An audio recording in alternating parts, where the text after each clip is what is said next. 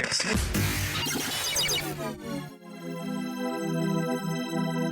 demystify what goes on behind the therapy room door. Join us on this voyage of discovery and co-creative conversations.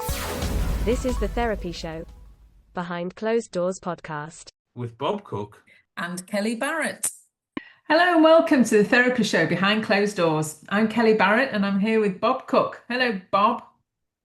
Now, your usual sentence, carried on from 4 years ago with Jackie. It should be, hello, the wonderful Bob Cooke. But anyway, never mind. Do you know, I forget, and then I'm like, oh, there's a word I normally insert here. But yeah, so the wonderful Mr. Bob Cooke, there it is. Yeah, and the wonderful Kellie Barratt. How are you, Bob?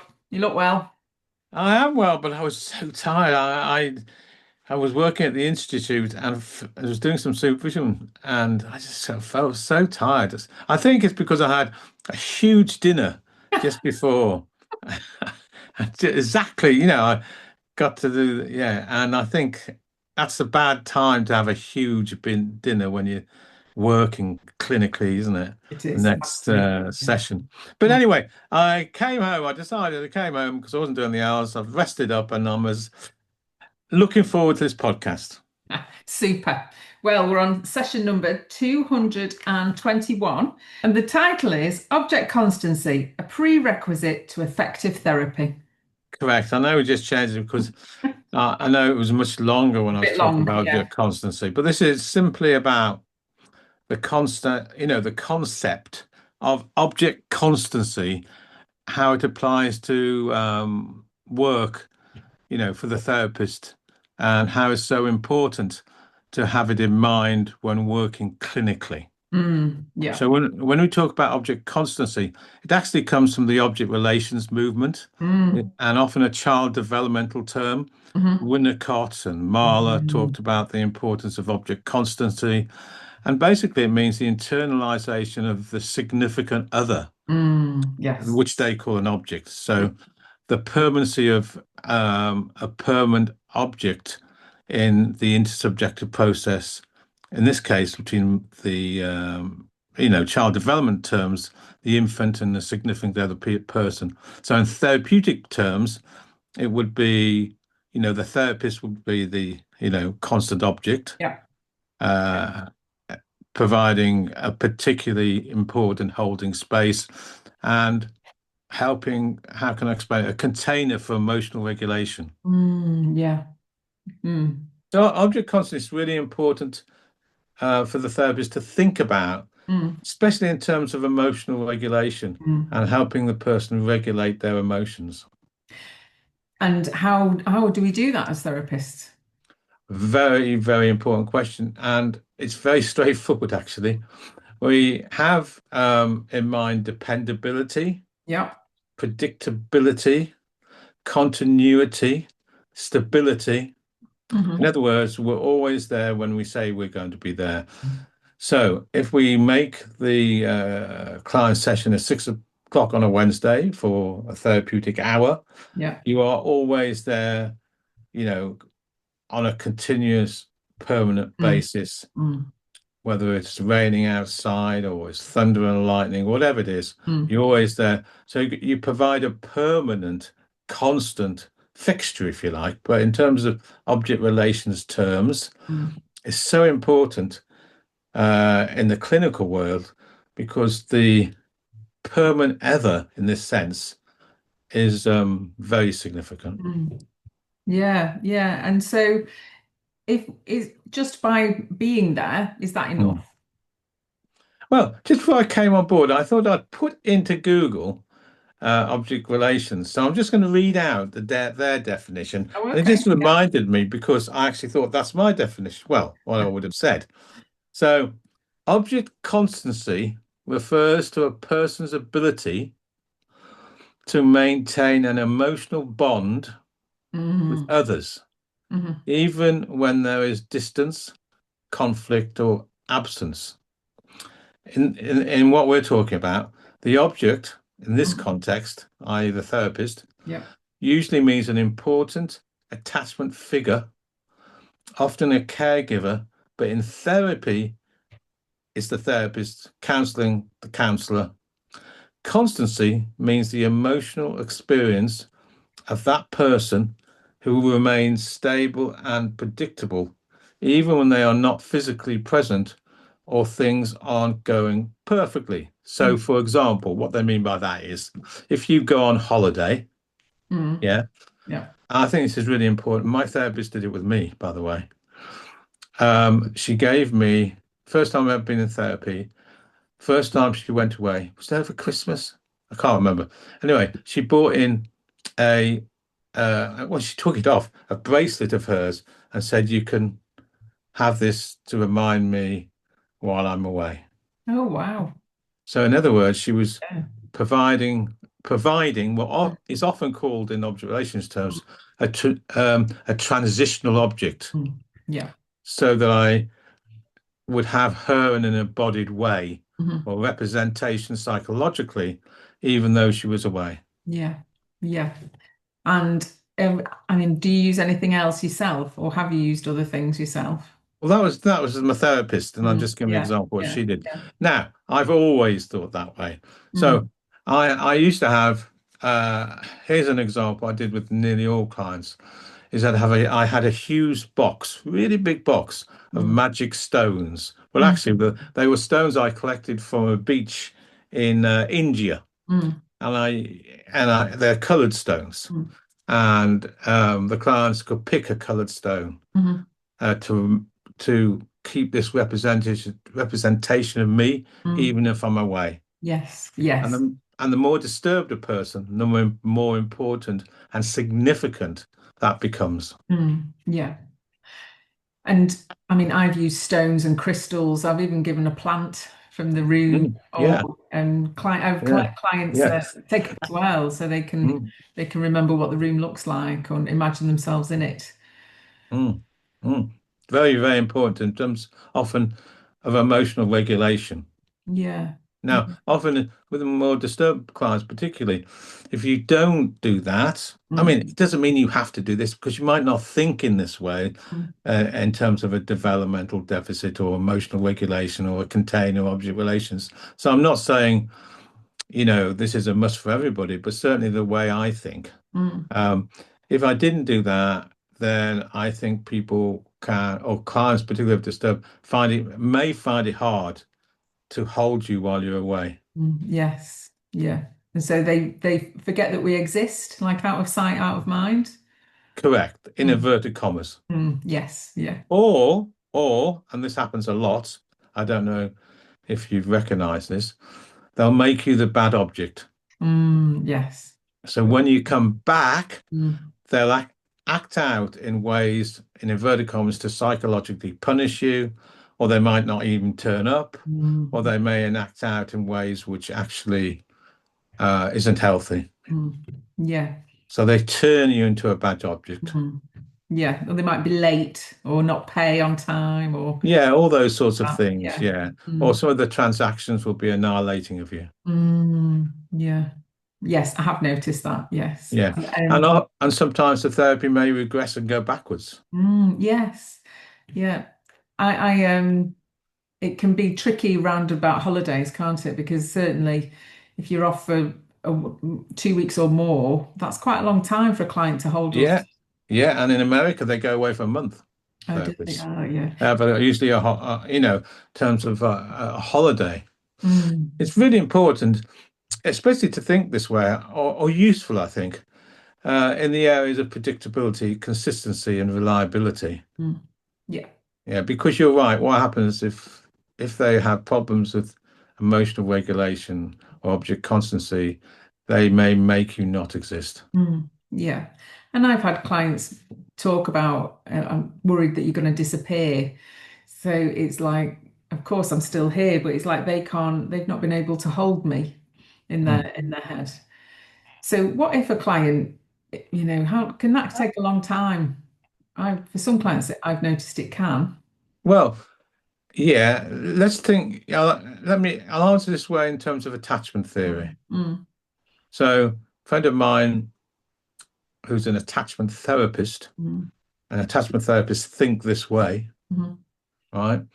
So if people have problems with attachment, either avoidant attachment or ambivalent attachment, for example, um, a a transitional object will help in not just creating the attachments, not so much creating the attachment, but bridging the attachment. So people have attachment or separation issues. I think it's really important to think in terms of transitional objects, by the way. Now, in terms of your question, here's an interesting one. So when a client comes in for the first time, most therapists, I don't want to actually, I know people listening here may or may not agree with me, but most therapists think of establishing a working relationship with a client and probably put at the top of their prerequisites security, safety, a room which has those, prerequisites, the door's closed, it's a confidential setting, there's a sense of security and safety there. And they will work on, therapists will work on building up an attached, if possible, but certainly a working relationship where there can be a building up of trust and safety.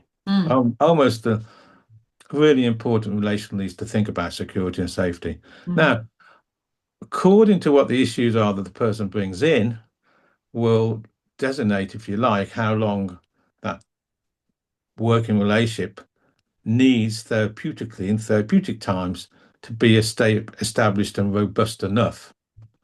So it's a hard question in a way because it depends on the client. So somebody who's highly paranoid or has mistrust or, say a paranoid disorder, for example, suspiciousness and mistrust of others, that working up of a safe container or a relationship may take longer than someone with other personality types.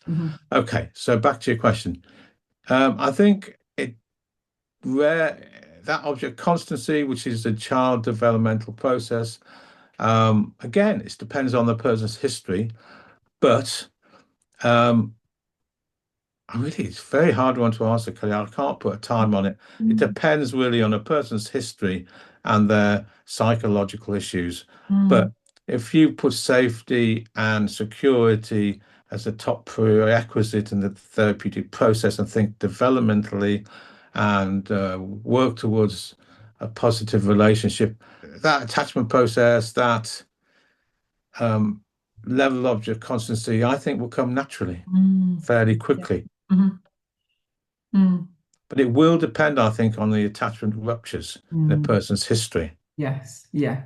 So for people, let's say, give an example, people have had severe ruptures in their histories. People have been adopted or fostered or groomed, or whichever way you want to put these ways, but particularly when there's been an abandonment by significant other people, I think then the glue for that object constancy with a positive significant other probably takes longer.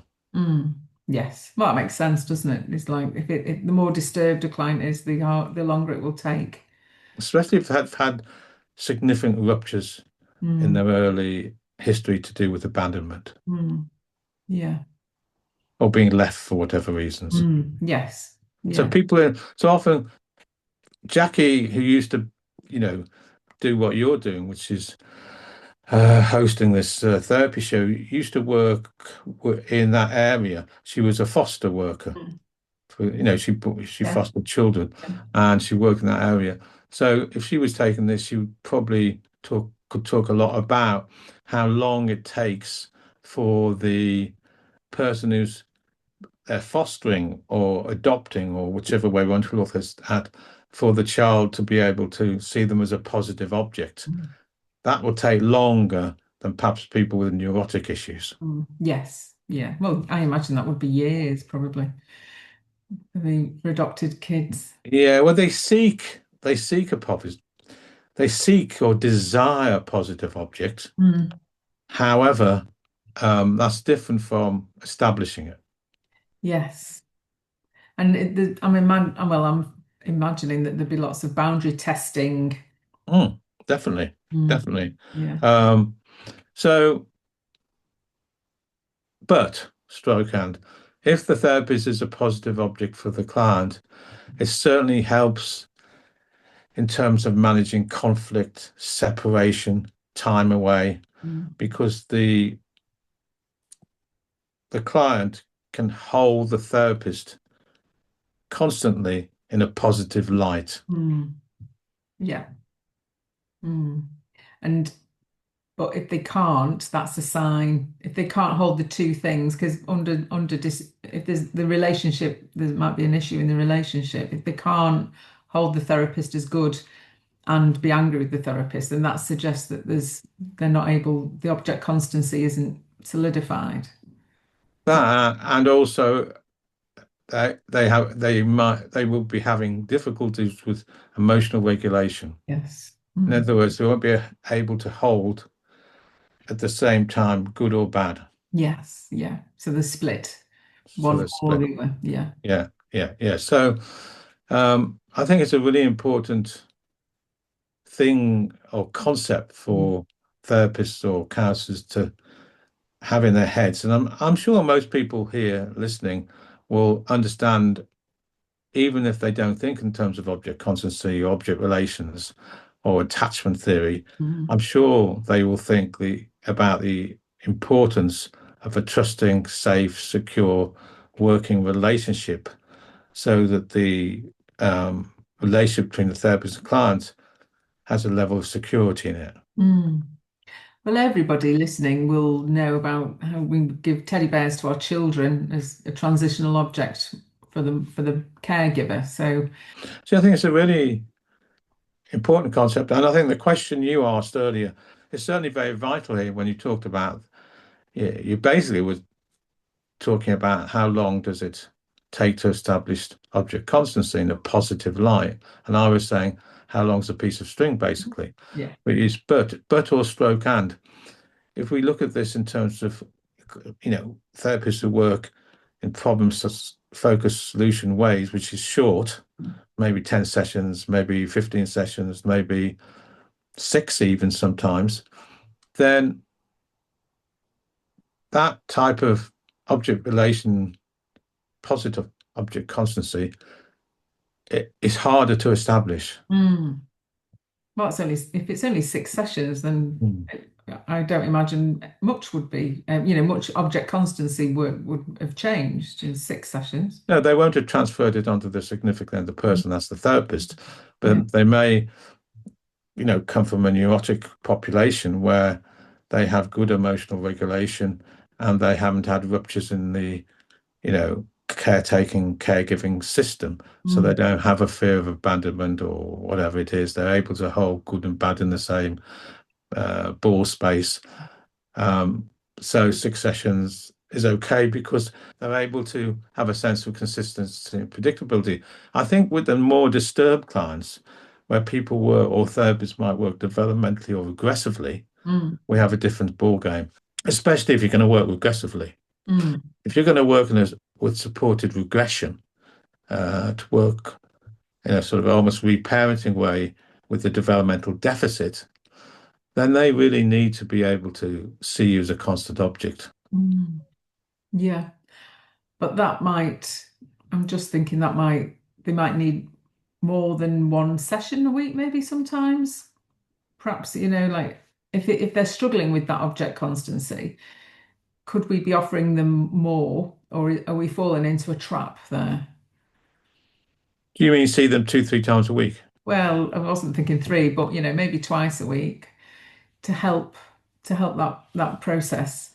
Now you're talking to a therapist from the olden days. So, I first came into therapy and training, if you like, in 1985, and I wasn't immediately a long-term psychotherapist. I was a transaction analyst who'd work with clients a significant amount of time. But I through all the training I did, and especially training in the integrated world, I would work with people for quite a long time, 3, 4, 5 years, and I would work aggressively, and I'd work with the developmental deficits in the reparative process. So you're talking to somebody who believes in long-term regressive, developmental, reparative work. Mm. Okay, so therefore, now maybe you'll smile at this because you think, oh, perhaps I should have been a psychoanalyst. But I've always liked the idea of a client working 2 or 3 times a week. Mm. Now, why I've liked that, not just because of connection and attachment and object relations we're talking here, but I like it because the longer a person stays out of connection with you, the quicker they put their psychological defenses up. Ah, yeah. Mm. So now that doesn't mean they have to have that amount of therapy, perhaps in the neurotic population, Mm. but I think in the disturbed population, I think there's a really good sort of argument for seeing therapists more than once a week to deepen the connection, to deepen the object constancy, to deepen the predictability, stability that I'm talking about, to do the reparative, regressive work, which I think is so important with that population. It feels like it's a bit of a safer option, actually. If somebody's very disturbed and then they're not coping very well, then yeah, twice a week would feel like they've not got so long to go before they feel a bit steadier. Now, you and I work in the world. Well, I stopped working clinically 5 years ago, so I haven't had this dilemma. But if I walk over to my wellbeing centre or even the institute, and there's 25 therapists in the 2 buildings, I would say, and I know this because I have this regular conversation with people in supervision, my supervisees, or just conversations with the people who rent rooms as therapists generally, where they say, oh, well, 3/4 of my clients now expect to go fortnightly. In other words, and I say fortnightly, haven't you told them they can't do that? Oh, but because of the cost crisis, or what, what it's like in 2025, they can't afford weekly therapy, and it's become a sort of trend, I think. I actually think the therapists have a part to play in this, that they somehow enable or give them permission to come fortnightly. I'm not a believer in that. I said I was having this discussion with one of my supervisees yesterday, when I say I think, but I don't work clinically now, so I'm projecting myself. I think I would not allow it. And I would think I'd start from the beginning, and I would say, if you're going to work with me, it's going to be weekly. If you can't afford it, I do sliding scales with some people, and perhaps we can look at some sort of financial arrangement, and if they still can't afford it, I'll pass them on. That's how I think I would have worked. So my supervisor, was about 38 or something, working about 2 or 3 years, said immediately, oh, well, you wouldn't have any clients then. So touche. And I said back, well, I've been around 38 years and my reputation goes before me.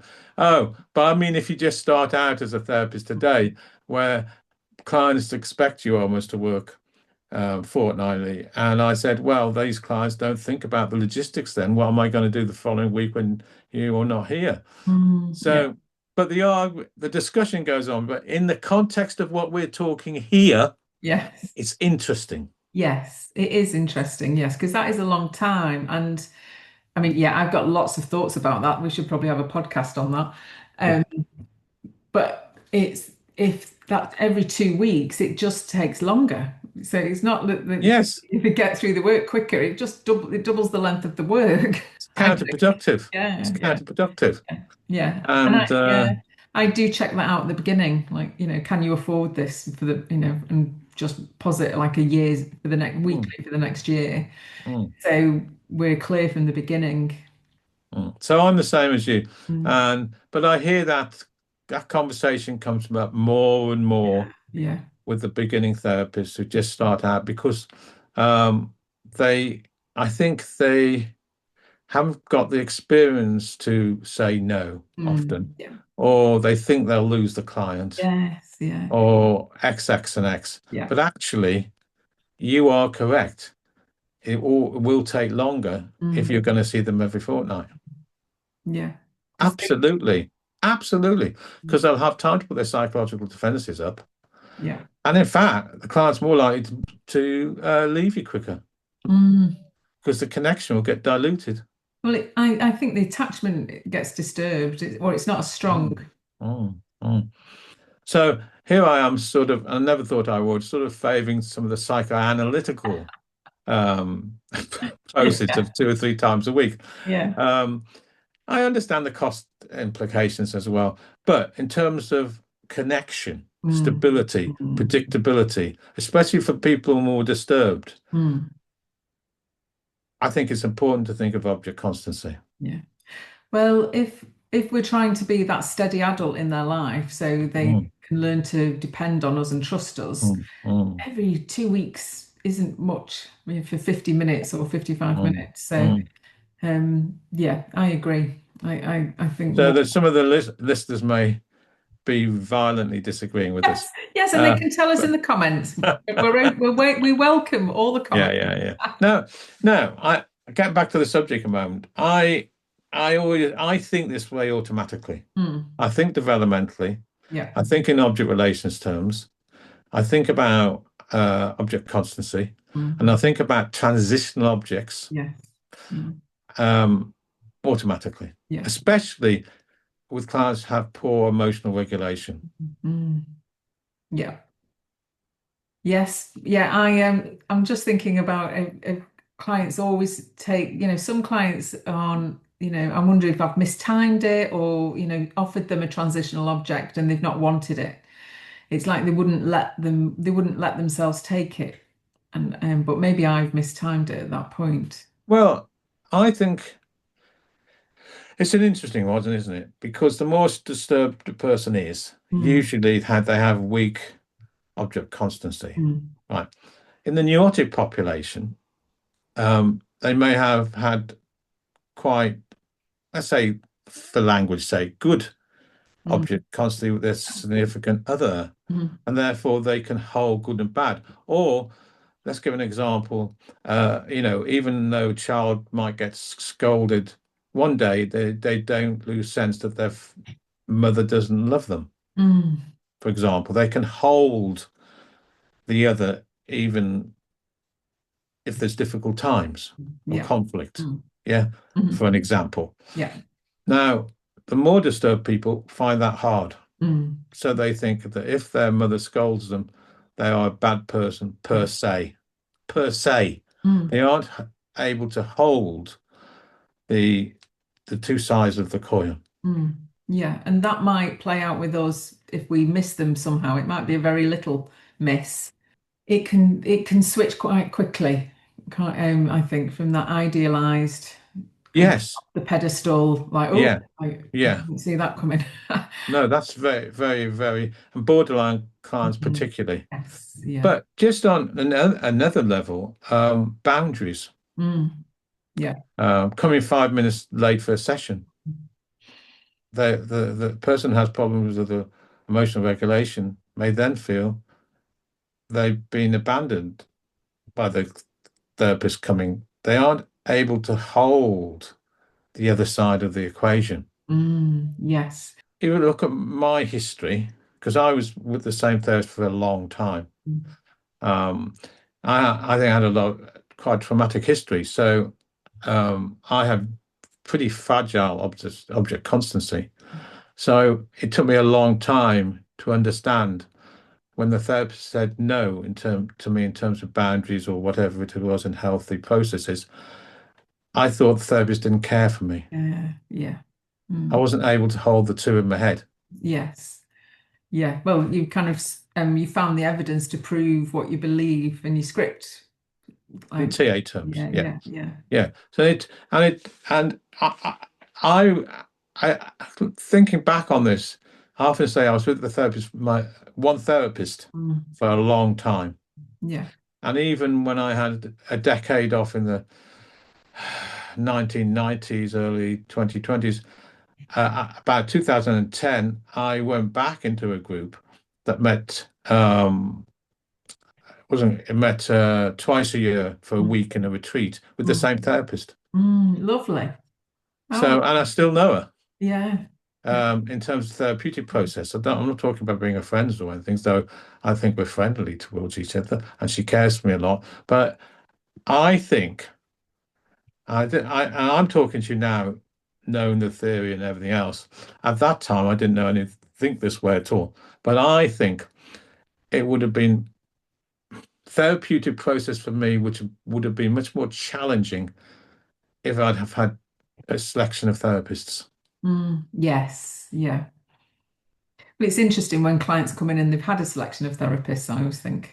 I don't agree with it. But Yeah. of course, from my own history, hearing my own history, because I have fragile object constancy, whereas perhaps someone in for a neurotic population, who've had good object constancy with a significant other person, then that may be a different story. Yeah. Yeah. I'm always delighted when a client says something like, so I thought about what you would say, and they can imagine what I would say. Yeah. Great. That's the internalization of the positive object. Yeah. That's really important in developing emotional regulation and very important in regressive reparative work. Yeah. Now, Yes. Yeah. at another level, completely different ballpark, completely, but the concept's the same.